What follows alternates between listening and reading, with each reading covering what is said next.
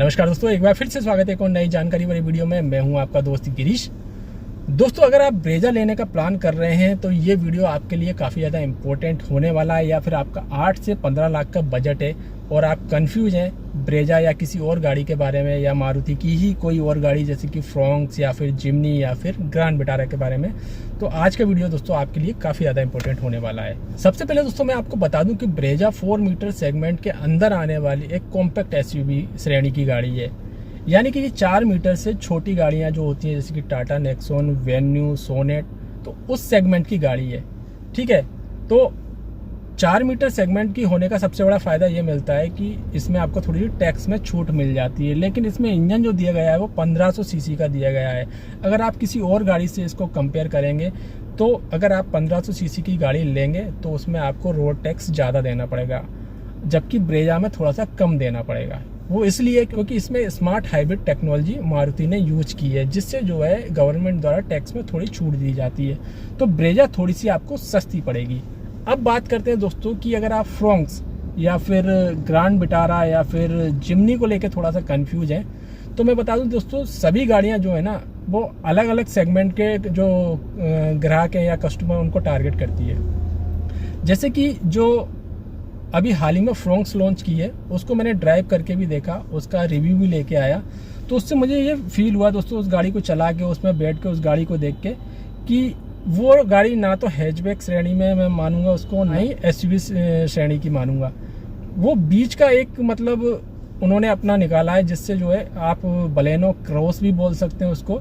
यानी हैचबैक और जो एसयूवी सेगमेंट है उसके बीच की सेगमेंट की वो गाड़ी है। आपको अच्छा खासा उस गाड़ी में ग्राउंड क्लियरेंस भी मिल रहा है। बाहर से देखने में गाड़ी एसयूवी की तरह दिख रही है, लेकिन अंदर जब आप बैठेंगे तो आपको जो सिटिंग पोजीशन मिलती है फ्रंट में और रियर में, वो बिल्कुल एक हैचबैक की तरह मिलती है। हालांकि उसमें स्पेस काफ़ी अच्छा मैनेज किया गया है, तो कुछ हद तक अंदर बैठने के बाद आपको वो बलेनो की ही फील कराने वाली है। तो वो जो गाड़ी है दोस्तों बलेनो से थोड़ी ऊपर है लेकिन ब्रेजा से नीचे है।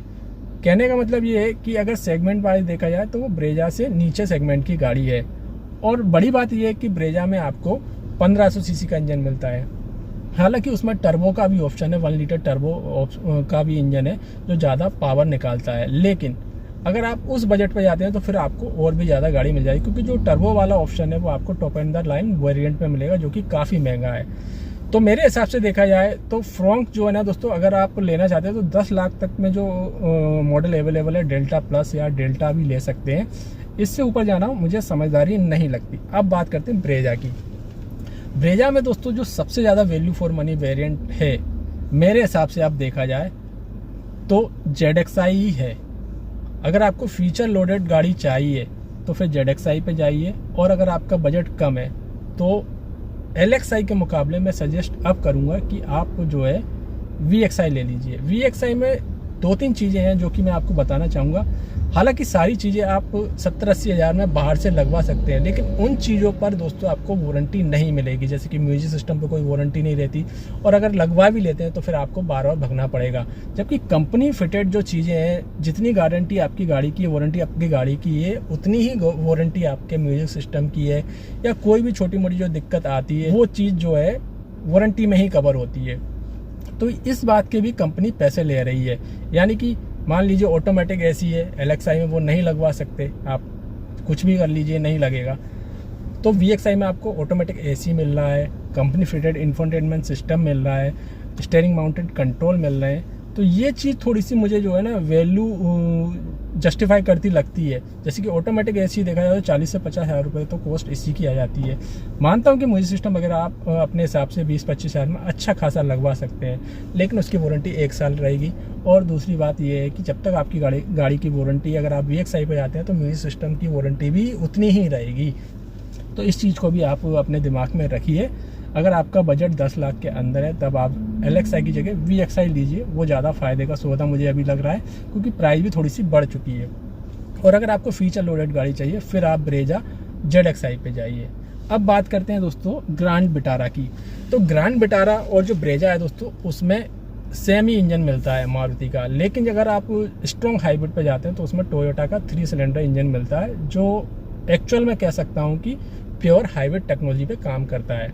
उसमें आपको माइलेज भी अच्छा मिलता है, लेकिन उसका बजट बहुत ज़्यादा हो जाता है। तो ग्रैंड विटारा की जगह आप जा सकते हैं अर्बन क्रूजर पे, क्योंकि अर्बन क्रूजर में एक लोअर वेरिएंट है जो कि स्ट्रॉन्ग हाइब्रिड इंजन के साथ में आता है। तो इस चीज़ का आप ध्यान रखें, अगर आपको माइलेज अच्छा चाहिए तो फिर स्ट्रॉन्ग हाइब्रिड टेक्नोलॉजी वाला इंजन जो है ग्रैंड विटारा में आ रहा है वो वेरिएंट लीजिए। और ग्रैंड विटारा में थोड़ा सा आपको ब्रेजा के मुकाबले कम माइलेज भी मिलने वाला है, ये भी आपको ध्यान रखना है। हालांकि कंपनी जो है 21 के समथिंग क्लेम जरूर करती है, लेकिन उसमें माइलेज कम ही आ रहा है। और ग्रैंड विटारा का जो बेस्ट वेरिएंट है वो सबसे ज़्यादा वैल्यू फॉर मनी है, बशर्ते वो आपको मिल जाए, क्योंकि वो काफ़ी काला बाजारी उस पर चल रही है, ब्लैक में गाड़ी लेनी पड़ रही है या फिर आपको ज़बरदस्ती एक्सेसरी लगवानी पड़ रही है। तो इस बात का भी आप ध्यान रखें। इसी तरह से ब्रेजा एलेक्साई पर भी यही चीज़ें हो रही हैं। अब बात करते हैं जिमनी की। तो जिमनी जो है ना दोस्तों, मैं ये नहीं कह सकता कि फैमिली कार नहीं है, क्योंकि उसमें 4 डोर जो है पैसेंजर के लिए दिए गए हैं, ये सबसे अच्छी बात है।